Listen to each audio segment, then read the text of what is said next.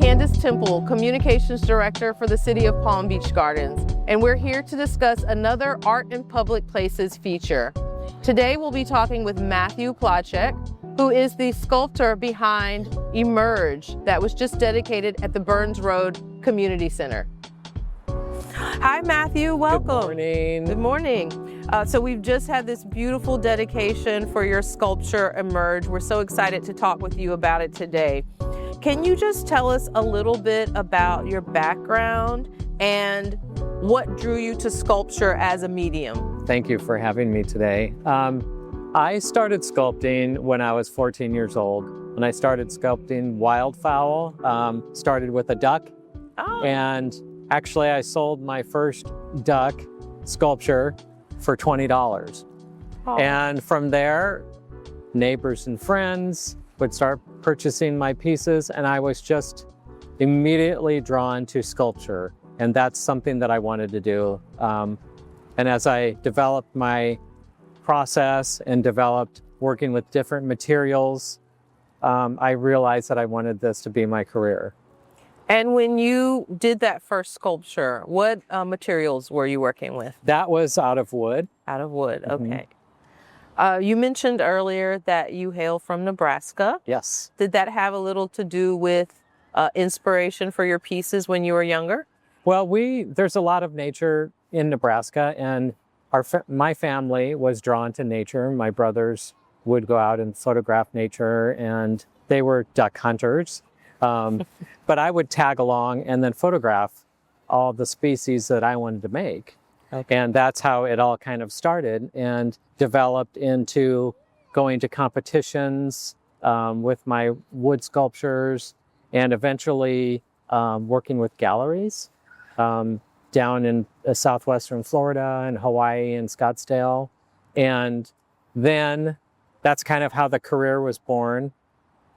At a certain point, I decided I wanted to create larger pieces. And I started working with some local community developers and was able to develop some larger scale pieces in Omaha.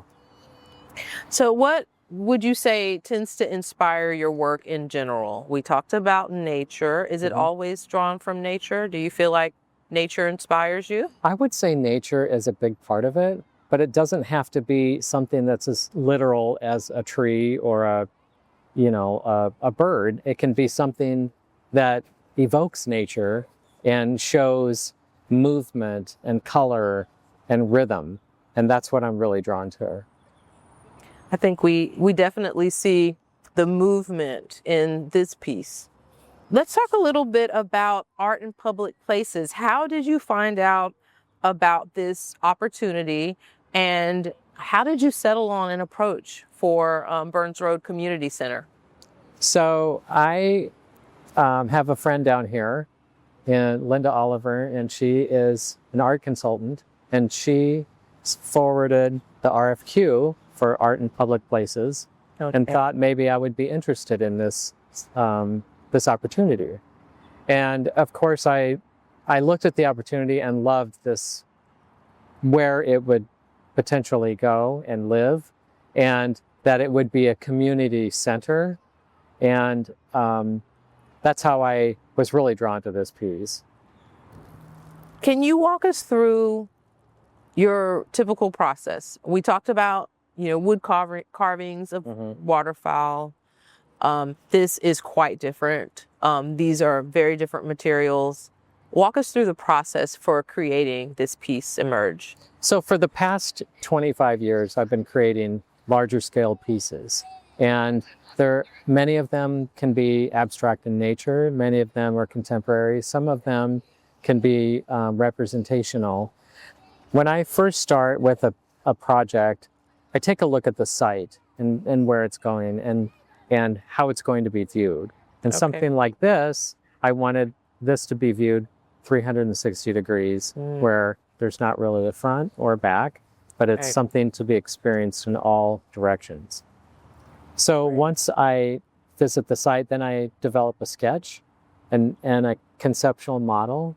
And it can be crude in nature, but it still has the essence of the piece and the flow and the movement.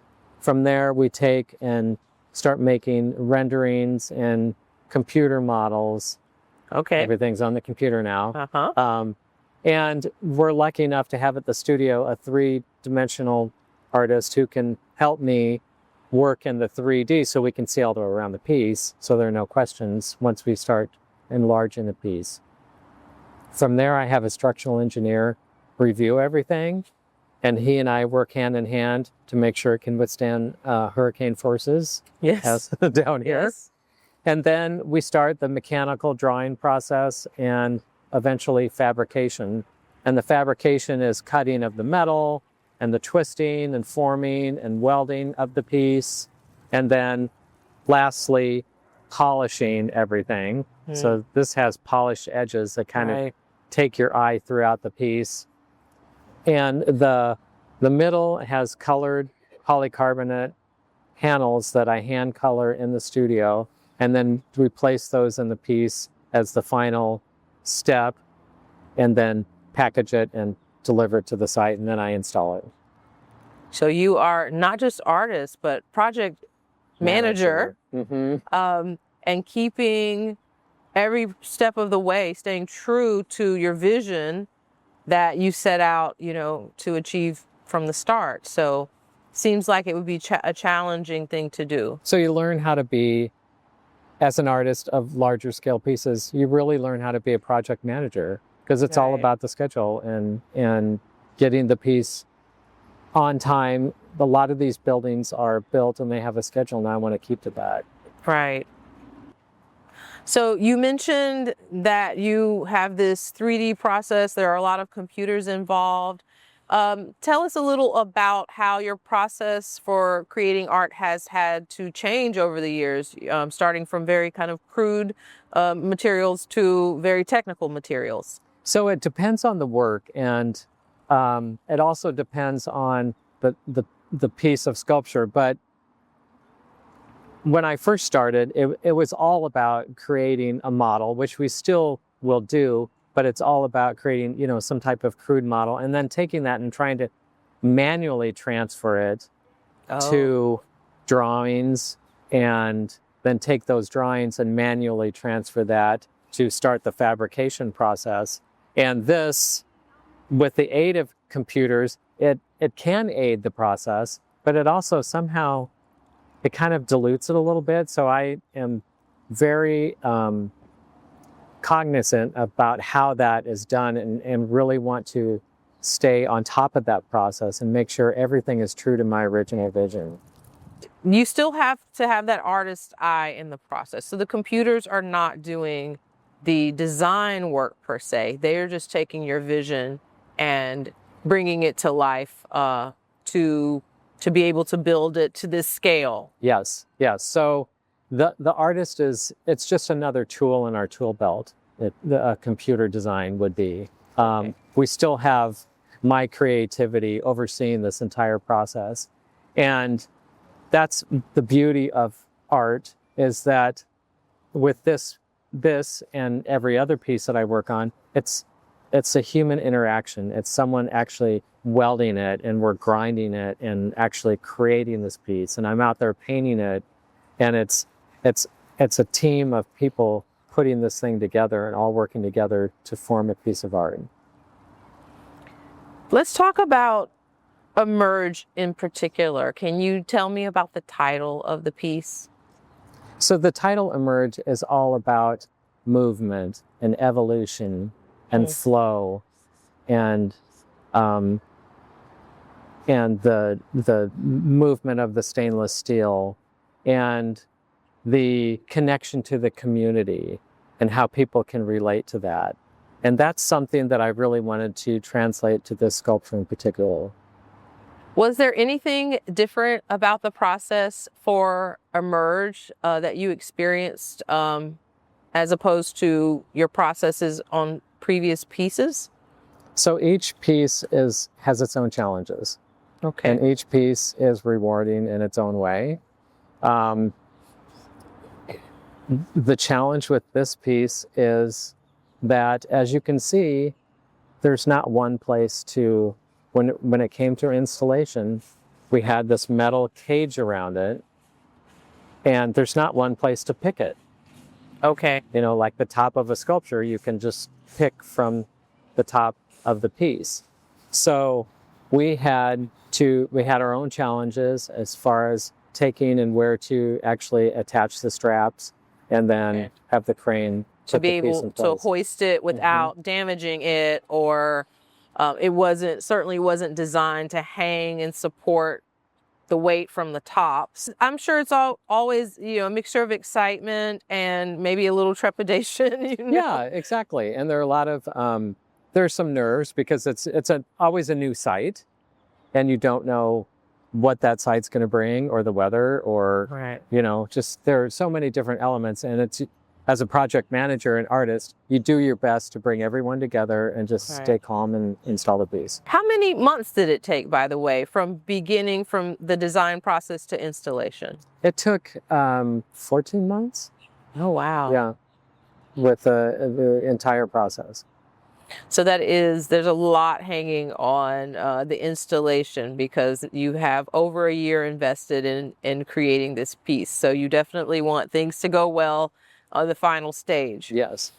So Matthew, what's next on your creative journey? You have any projects in the queue? So we are working on several projects, a couple of projects for universities, and we're working on suspended kites for a children's hospital in Oklahoma City. Oh, that sounds lovely.